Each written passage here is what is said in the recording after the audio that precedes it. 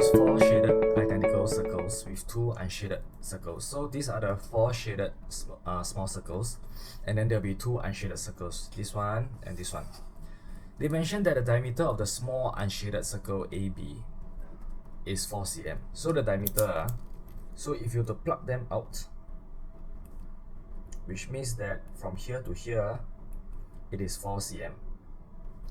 So how about the small one? So naturally the small one will be 2 cm, right? The diameter of the small one will be 2 cm. Then they ask for, see how about the diameter of the big one? For this circle, right, let it roll to the bottom over here. If I roll over to the bottom over here, and then for this one, I roll to the big one over to the top over here. If this one is 4, each of them will be 2. If this one is 2, and this one is 2, and this one is 2, isn't it just 2 plus 2 plus 2 plus 2 giving us 8? That is how you visualize the question. So this is 8 cm. Now with this will be very easy to do, because the question is asking for what fraction of the biggest circle is shaded, which means that we need to find the area of the small circle, the 4 small circle, over the area of the big circle. Okay, so let us find the small shaded circle first. So one small shaded circle, the area will be the same pi r squared, right? So it will be pi times r times r. Since they're only asking for fraction, there is no need to input the answer, the value of your pi. Just put pi here first. I'll show you all why later. So pi times r times r. So for the small one, we know that the diameter is only what? 2 cm. The way two small circle is 4 cm. So one small circle will be 2 cm, the diameter. And if the diameter is 2 cm, the radius will be 1 cm.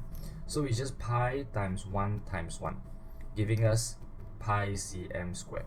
This is one small shaded circle, but I want 4. Therefore, 4 small shaded circles will be 4 times pi, giving us 4 pi cm squared. Okay, now look at the big one. The big one over here, right? Remember, we found out that the diameter is 8 cm. If the diameter is 8 cm, the radius is only half of the diameter, therefore it's 4 cm. So let's talk about the area of the biggest circle. So biggest circle would be pi times r times r. Always write down the formula first to remind yourself. So this will be pi times, diameter is 8, therefore radius will be 4 times 4, and this will be 16 pi cm squared. Now, do you realize that every single thing I wrote is all in terms of pi?